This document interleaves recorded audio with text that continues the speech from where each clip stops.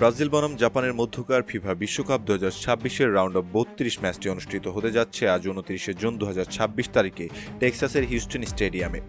সাম্বার ছন্দ বনাম সামুরাই ব্লুদের নিখুঁত কৌশলের এই হাই ভোল্টেজ মহাকাব্যিক লড়াইকে ঘিরে পুরো ফুটবল বিশ্বে এখন টান টান উত্তেজনা।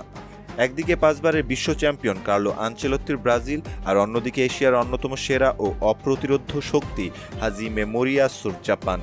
কার ঘরে যাবে শেষ 16-এর টিকিট? পুরো ফুটবল বিশ্ব এখন এই একটি প্রশ্নের উত্তরের অপেক্ষায়। আসুন বিস্তারিত বিশ্লেষণ, শক্তি দুর্বলতা এবং সর্বশেষ বিখ্যাত জ্যোতিষী টিয়ার ভবিষ্যৎবাণী নিয়ে সাজানো এই রোমাঞ্চকর ব্রেকিং নিউজটি জেনে নেওয়া যাক। বিশ্বকাপের গ্রুপ সি এর চ্যাম্পিয়ন হয়ে নকআউটে এসেছে সেলেসাওরা।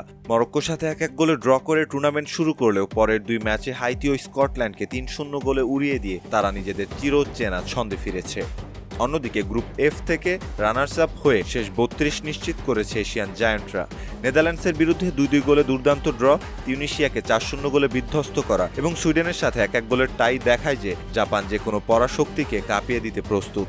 তারা গত 9 মাস ধরে টানা 10 ম্যাচে অপরাজিত রয়েছে। ম্যাচটিতে কে জিতবে তা বুঝতে আমাদের দুই দলের গভীর শক্তির জায়গা ও দুর্বলতাগুলো বিশ্লেষণ করতে হবে। ব্রাজিলের প্রধান চালিকা শক্তি তাদের আক্রমণ ভাগ, যেখানে ভিনিসিয়াস জুনিয়র টুর্নামেন্টে ইতিমধ্যে 4টি গোল করে গোল্ডেন বুটের দৌড়ে রয়েছে। বার্সেলোনা তারকা রাফিনা হ্যামস্ট্রিং ইনজুরির কারণে ছিটকে গেলেও 19 বছর বয়সী তরুণ তুর্কি রায়ান স্কটল্যান্ডের বিপক্ষে দুর্দান্ত অ্যাসিস্ট করে নিজের জাত চিনিয়েছে। ব্যাকআপ হিসেবে দলে যোগ দিয়েছেন অভিজ্ঞ নেইমার। তবে ব্রাজিলের রক্ষণ ভাগ কিছুটা নড়বড়ে, যা জাপানের মতো কাউন্টার অ্যাটাকিং দলের জন্য সুযোগ তৈরি করতে পারে। অন্যদিকে জাপানকে সহজ প্রতিপক্ষ ভাবলে ব্রাজিল করবে বড় ভুল। গত বছরের অক্টোবর মাসে একটি আন্তর্জাতিক প্রীতি ম্যাচে জাপান 2-0 গোলে পিছিয়ে থেকেও অবিশ্বাস্যভাবে ব্রাজিলকে 3-2 গোলের ব্যবধানে হারিয়েছিল। আয়াসে উয়েদা ও দাইসি কামাদার আক্রমণাত্মক ফুটবল ব্রাজিলের ডিফেন্সের জন্য বড় মাথা ব্যথার কারণ হবে। যদিও তাদের অন্যতম সেরা তারকা তাকুমি মিনামিনো ইনজুরির কারণে এই স্কোয়াডে নেই, তবুও রিৎসু দেয়ান ও দাইজেন মায়েদাদের নিয়ে জাপানের আক্রমণ ভাগ অত্যন্ত বিপজ্জনক। ইতিহাস কিন্তু ব্রাজিলের পক্ষেই কথা বলে। বিশ্বকাপে এর আগে এশিয়ান দলগুলোর বিপক্ষে খেলা 4টি ম্যাচের সবকটিতেই জিতেছে ব্রাজিল। তাছাড়া 20 বছর আগে 2006 বিশ্বকাপে জাপানকে 4-1 গোলে হারিয়েছিল সেলেসাওরা। অপটাস সুপার কম্পিউটারের প্রেডিকশন অনুসারে এই ম্যাচে ব্রাজিলের জয়ের সম্ভাবনা 60%, পক্ষান্তরে জাপানের জয়ের সম্ভাবনা 30%। ম্যাচটি অতিরিক্ত সময়ে বা টাই ব্রেকারে যাওয়ার সম্ভাবনা রয়েছে 10%। ফুটবল বিশ্বের সব গাণিতিক হিসাব নিকাশ আর সুপার কম্পিউটারের প্রেডিকশন যখন একদিকে, তখন ভক্তদের উত্তেজনাকে শতগুণ বাড়িয়ে দিতে হাজির জনপ্রিয় জ্যোতিষী টিয়া খালেসি।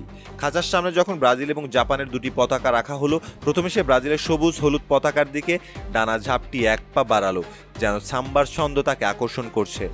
ঠিক তখনই হিউস্টনের স্টেডিয়ামের মতো এখানেও নাটকীয় মোড় নিল। টিয়া পাখিটি হঠাৎ করে ঘুরে দাঁড়ালো এবং অত্যন্ত দৃঢ়তার সাথে জাপানের লাল সাদা পতাকার উপর গিয়ে বসলো এবং ঠোঁট দিয়ে জাপানের পতাকাটি তুলে নিল। তবে কি আজ ফুটবল বিশ্ব আরও একটি ঐতিহাসিক মহাকাব্যিক আপসেট বা চমক দেখতে চলেছে?